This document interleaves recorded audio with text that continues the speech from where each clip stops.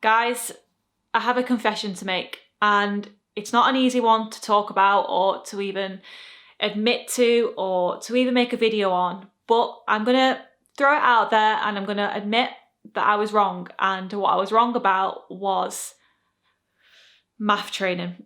I know, I made an entire video on why I wouldn't be doing it, why I didn't necessarily agree with it, and it ended up being my most viewed video, my most liked video, but also my most disliked video. But, you know, I'm gonna hold my hands up. I was wrong. I take back whatever I said in that video, and I was wrong about MAF training, and I'm gonna be going back to heart rate training to improve my running. Whew. Hey everyone, and welcome back to another video and episode 2 of the Body Basics series. I am going back to heart rate training. I've spoken about it quite a lot on Strava, and I think I mentioned it a few times on Instagram and all social media things that I've got. And yeah, basically I really want to improve my running, and the more research that I do, the more I realise that actually heart rate training isn't necessarily a bad thing if you're willing to put up with the long slog that comes with it. So I know that my aerobic base is absolutely shocking. I know that there's a lot of improvements that I need to make, and just from going on different runs recently, I know that there's something pretty off with my heart rate. I know it's pretty much at maximum level every time that I go for a run, and we don't want to do that. I'm not gonna improve from doing that. So yeah, basically I am going back to heart rate training.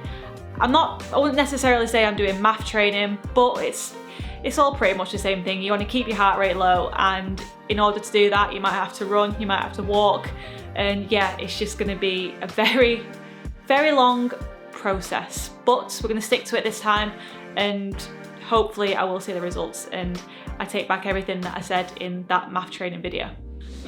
So why do I want to go back to heart rate training? Why do I want to put myself through all of this frustration?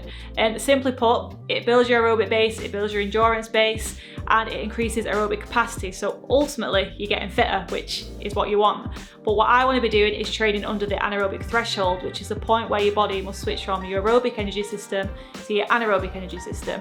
However, the fitter you are, the longer your aerobic energy system can fuel your body before the anaerobic system has to take over. Science. So basically, you want to be training at a low heart rate, and then the fitter that you are, your heart rate will remain low as you increase the intensity. So I think it's an amazing concept, and I think it is worth going through the frustration to see the end result. Almost forgot the video mocker.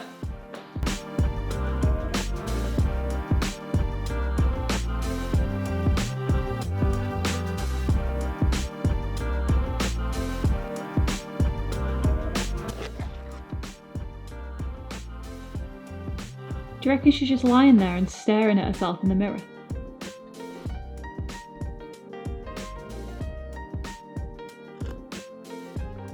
It wasn't even that long ago that the thought of having any form of coffee just repulsed me, but I'm a massive fan of these double mocha coffees, especially for making videos for some bizarre reason. But anyway, back to the video. So I thought if I was going to do the Body Basics series and document my journey from strength and basically just going back to basics, I thought it would be a really good way to show how I'm coping throughout this entire heart rate process.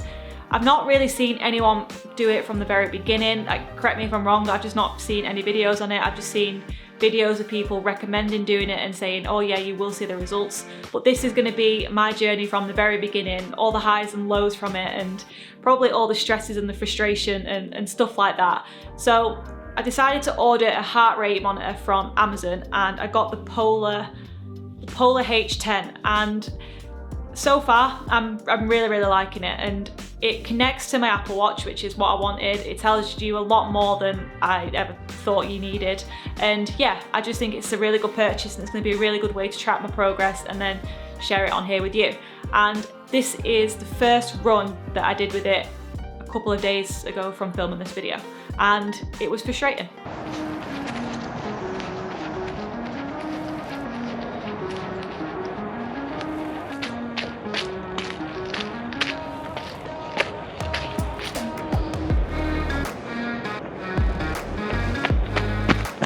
hate the whole run walk method. Like, I don't want to walk at all, but it's the only way that it's going to bring my heart rate down, and it is working. I just don't want to walk.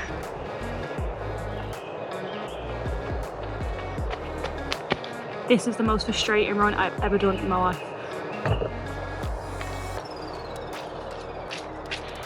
I know this isn't the most exciting run to watch, but this is kind of like the journey of me trying to do zone 2 training and how hard it actually is, because this is real. It's not easy. It's not as easy as people make it out to be. It's hard.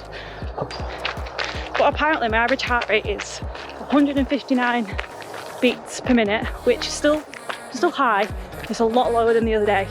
So we're getting somewhere with it, but it means I've got to do like walking as well, which is not what I wanted to do. But if it means I'm going to improve as a runner, then hopefully in a few months it'll be worth it. This is so frustrating. It's time to find a hill. So apparently my max heart rate is 201 beats per minute. So it's higher than the 2020 manage your age thing. That was 195. So that's something to work off. And then I'm going to try and do it on the bike as well. Do like a max test on that. See if that's around the same, and then just take everything from there. But it was an improvement from last time. However, it was still incredibly frustrating. And I won't say boring, it's hard to know what the positives are when you have to walk. So we'll just see. That's part of the journey. That's why I'm doing this series, is to show the basics and to do them well, and to show the real side of training.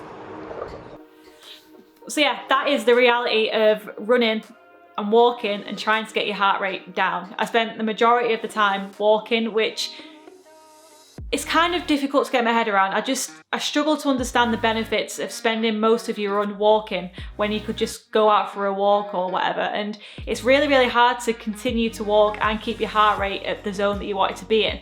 So if I was to follow MAF, I would be aiming for 155 beats per minute. But because I'm doing zone 2 training, it's around 140. So the MAF training one is probably a little bit easier, but the zone 2 training one is a lot lower. So I'm kind of deciding which one to actually go for, which one will be easier to do.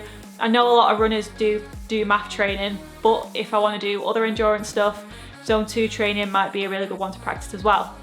But nevertheless, it was really, really hard, and it was enjoyable to the point where I wasn't sweating or anything like that, but yeah, it's going to be a long process, but you got to trust the process, trust the science. And if you read about all of this zone 2 training, heart rate training, there are a lot of benefits to it.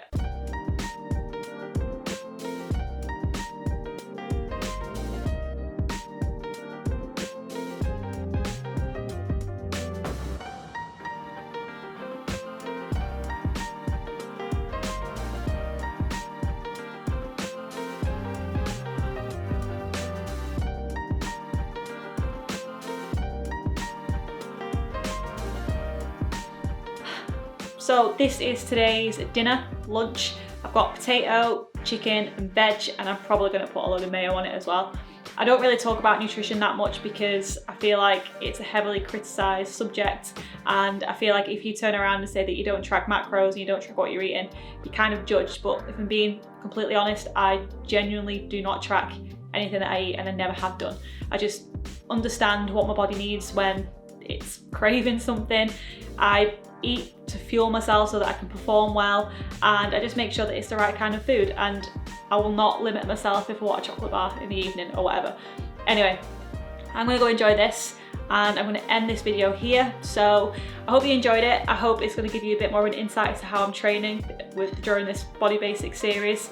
And yeah, please like if you enjoyed it, subscribe if you're new, because I'd really appreciate it, and I'll see you in the next video.